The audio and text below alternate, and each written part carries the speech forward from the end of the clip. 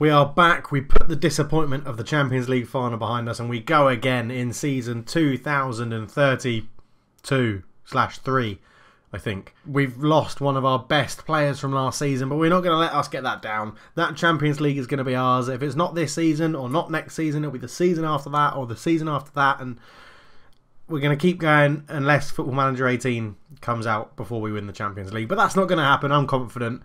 Roll the intro.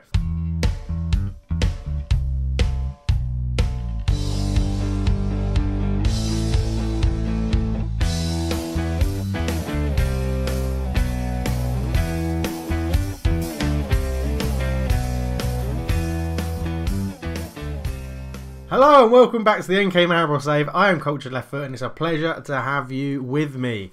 So, it's a new season. We have lots and lots to cover. First off though, always the best place to start in a new season, the transfers. So let's hop over to the transfer centre and we'll go through who's gone and who's come in. On the outs then, we'll start this side of the screen. You can look over here all you want. You'll probably only really recognise one name over there. On the outs, Richard Hoagland, we signed him on a free transfer. No, we signed him for 1.3. No, we didn't. We signed him on a free transfer, sold him for 1.3 million. He never played for us. He was a complete disaster of a purchase, but we managed to make a profit on him. Robert Kolaric, a youngster, was a youngster, he's now 23, has moved to NK Donzali. We sold him for 100k. He's worth 2.4, so NK Donzali getting a pretty good deal out of that. Ricardo, centre-back, you'll recognise this guy, played quite a few times for us, never broke into the first team as much as I really wanted or as much as that price warranted, the 8 million we paid for him. Always played well when he was here, but yeah, we made a loss. But he's 30, he's gone to Portugal, but he's now Sporting's problem. We didn't really need him anymore. So, on to Hassan Steinvettner. I was actually a bit annoyed by this one. Yes, he's only on loan, but they can purchase him for £10.5 million after 20 matches, and he's already played 6, so it's more than likely that is going to happen. He was just a bit annoying. He always complained. He always wanted to leave. He always wanted to move. Even though he made 20 league appearances last year, he still wanted to move, and he played well for us in those. But I've got no time for people that think they're world class but aren't, because he's good but he's not brilliant. So happy to let him move on. He's going to be moving to Portugal as well, actually. A lot of people going to Portugal. David Devatek, he's only gone on loan, don't need to worry about him. Ellis Danks, centre midfielder, again signed on a free transfer, never really troubled the team, especially since we stopped playing with a holding midfielder, and has moved to the Championship to go and play for Charlton in the 2nd Division in England.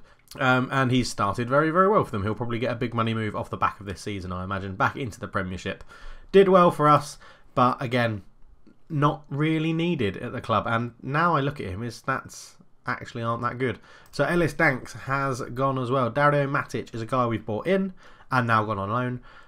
German Miller is a guy we've bought in and now gone on loan. Santiago Lopez, £15 million to Benfica, the 29 Argentinian. He's got 3 caps, never really was threatening to get into the Argentinian team on a regular basis. Still a pretty good player, he's not a bad player, but again was not really in and around. If you think Steinvetter played more games last season than Santiago Lopez, then that sort of explains why I'm happy to let him go. It's a massive profit. He's aged, he's alright, his stats are good, he's not better than Hodzic, Sainz, Dadui and people like that, or he's not better than a Jay-Z. And we've bought someone to replace him who's a hell of a lot cheaper, so we'll get onto that in a minute. Other one who has left, Milan Ilz, our possibly best player from last year, an 8.09 average rating in the league, 7.77 overall in all competitions. He was absolutely phenomenal. 13 assists in 44 games, 9 assists in 27 in the league. We bought him for 5.75 million from Liverpool. They paid his minimum free release clause of 25 million and have taken him off our hands. He hasn't really impressed so far. 2 games getting a 6.5, but I'm going to miss him because he was absolutely phenomenal. I did try and offer him a contract to get rid of the minimum fee release clause, but he just wasn't having any of it. He just wasn't keen to stay. Once Liverpool were coming back in for him, he threw his toys out the pram, and they just came back for him and bid his release fee, and now he's gone, which is really sad. But we'll get over it. Okay, on to the ins, the more exciting bit. German Miller, a youngster, centre-back, 19, Argentinian. He's come in and gone on loan to NK Cooper. We've paid nothing for him, a free transfer, so we're already making profit with the loan move.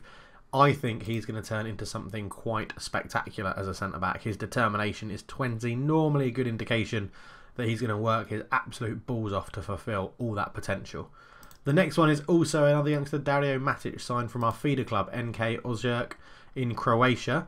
And again, he looks pretty decent as a centre-back, got lots of potential. Hopefully he'll be able to tutor that determination up a little bit. He's gone back on loan into Croatia to go and play in the Premiership for a season, get some things under his belt, but valued at 2.2 million. That is a large sum of money for someone that young, so his potential does look pretty good. Then we have a familiar face returning, Alioze Lekic, the left-back. He's not brilliant, but he is Slovenian, so he helps towards our homegrown nation. And he was trained at the club, so he's completely homegrown for the Champions League. We sold him to Man City quite a while ago for 2.5 million, and he's now back at the club after going to England, Germany, America, back to England in the Premier League, then down to the Championship, and now back to the Prva Liga Telekom in Slovenia. And he's doing very well for us at the moment. He is Juan Tapia's backup, but Juan Tapia has been away on international duty, so he's played more games than I ever expected him to. But it's good that he's in, because Suad Torlak, our other left-back, isn't what I ever thought he would be. He wasn't, not brilliant, to be honest. Sabri Darushi joins, another youngster we are building for the future. Tunisian full international, he's only 18. Potential ability looks good. Good already physical stats. Hopefully these mentals and technicals will improve with his age. We didn't pay very much for him at all. 240k. He's already in the B team and ripping it up. 7 assists in 11 games is quite frankly ludicrous. Hopefully it won't be too long before he joins the first team squad when those stats have improved. But we'll go for Sazar Zore first. Another signing from our feeder club. Very cheap for 140k. He's a 16-year-old Croatian. Looks like he could grow into that potential. Again, determination's pretty low. We'll try and tutor that and get that up a little bit. But he's not doing too bad. He's in the B team this year. 6 appearances already. Not too bad for a 16-year-old. He may get an appearance now and then in the first team, depending on what happens with the right back situation. But he's in. And then we move to the bigger, I say big money. It's no real big money ins this year, but the bigger money in. So we'll start with Javier Zolinga, who I am actually going to nickname now Javier, because I don't really want to say Zolinga all the time. But yeah, so Javier is in. He is Malan Il's replacement, and he's nowhere near as good as him. But this was pretty much the only half decent right back that wanted to move to me. We got him for 5.5 million. He has started pretty well in the league, which is always to be expected. But yeah, here he is. He looks okay. We're probably going to replace him in January. Hopefully there'll be a bit more, a bit more adventurous right backs out there that we can use, and I think we could quite easily upgrade on this guy, because those top 6 or 7 technicals are all pretty shit, aren't they? So yeah, I think we can improve on him. We'll have to keep it going. And then we've bought Kevin Impio, who not only is an amazing name, he is also the most expensive Finnish player ever at 6.75 million. And he's also very good, to be honest. He's a very good playmaker. He's going to be sitting in that role, not in the defensive midfield role. He is basically the replacement for Santiago Lopez, and he's better, he's younger, and he didn't cost us anywhere near what Benfica paid for us. So all in all, pretty good. He's made 5 appearances, got a 7.08. I don't understand why Roma sold him, because he had a fantastic season for Roma last year, and everywhere he's been, he's pretty much done very well, apart from that loan at Hammarby where he got a 5.5 and he got a 6.6 in his first season at Roma. Generally, he's been brilliant wherever he's been, so hopefully he can make an impression. But that is all the transfers that we can talk about at the moment ish. I will just mention that Goran Nemec is leaving the club. He is our highest rated potential player in the youth system. and the board accepted a £9 million deal from Man City. 2.2 over 12 months, 1.3 million after 10 league appearances, 1.3 million after an international appearance. He's Slovenian, so there's no worry about that not happening, because I'll give him an international cap as soon as he's moved. And then 1.3 million after 10 league goals, and it does include a 40% profit from next sale. So the board haven't actually done too badly in negotiating that, but because Man City were going to pay it, sort of hints he's going to be quite spectacular. So he's here until the 1st of, well, July next year. So he's actually here for quite some time. But I'm not going to play him in the first team because he's decided to leave, which makes him a bit of a dickhead. But yeah, so that's the transfers. Why don't you let me know down below? What do you think? Have I done the right thing? Selling Steinvetter and Danks and Lopez and Ills. Well, I didn't have a say on Ills. It was a minimum fee release clause. But... and then, what do you think of the people put in? Is Kevin Impio going to be good enough? Javier, is he good enough? I mean, the answer is no. But he'll be good enough in the league. But will he be good enough in the Champions League? The answer is probably not quite. And hopefully that is something we'll be able to correct in January. But if we then move on to the schedule, with our Champions League group, we got drawn against Napoli, who we beat 1-0. I didn't show that game because I had to do this introduction for transfers and everything like that. So this is going to be a one-game episode because it's going to be around about 10 minutes for all the transfers and then around about probably 10 minutes for the game, because there's some new editing that I'm going to try out and hopefully it will work and hopefully you'll like it. Again, leave me a comment, let me know. As you can see, the league has started pretty well. We won the Super Cup again. I think it was the 16th time in a row or something. We had 2 draws back-to-back to start the league season and then found our form, absolutely smashing everybody until we came up against Kursakow after our Champions League game where we drew 1-1. But we are quite easily, as you'd expect, top of the league. We're by far and away the most goal scorers, and we're into the quarter-final of the Slovenian Cup, which we won last year. I forgot to mention that. And today we're here to play FC Basel. So without further ado, we'll go on to the team news. Vigilante in goal. The back 4 will be made up of Juan Tapia, Sekatui, Kovac and Doran Soro. The midfield 3 is usual lot. Dedeu, Impio comes in, he replaces Ajazi, and Sane starts at the other spot. Hodzic, Cardos and Duran make that triumphant trio. On the bench we have Pella, who's the goalkeeper, Hamza Begovic, Roche, Blazic, Ajazi, Lekic and Djordjevic. Now, moving on, this is how the group stands at the moment. You'll see that Man City are top. We got drawn against them for another season in the Champions League, and we're looking to get revenge. So the game gets underway. We're in Slovenia. Let me know what you think about that intro for the lineups and stuff. Do you prefer it, or do you prefer seeing it on the screen with the formation in Football Manager? It's just I'm trying to adapt to how I do it to give you the best experience ever for my videos, and hopefully you'll appreciate that little bit of editing. But here we are, we're on the attack. Sane shoots and we're 1-0 up after 4 minutes. And I forgot to do something. Bear with me. And we are 1-0 up. Sane's getting the goal. Cardos back to Dedui, into Sane's, on the edge of the area, onto his right foot, pings it into the bottom corner. Goalkeeper's got no chance. And we are 1-0 up in the Champions League, puts us top of the group, which is fantastic.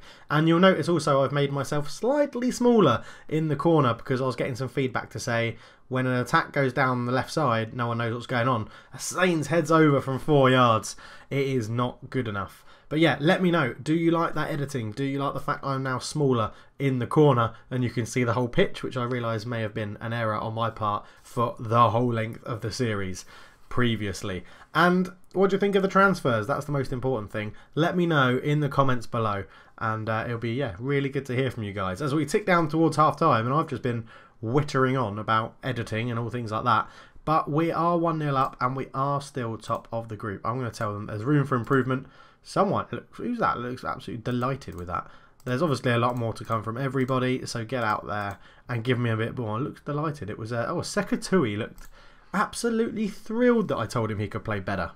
I mean, I'd probably be a bit pissed off if I was scoring a 6.8. Well, you can play better actually. It's not a lie, is it? It's the truth. Okay, so we have a throw into Basel. Paracini to Suave. Paracini back to Suave.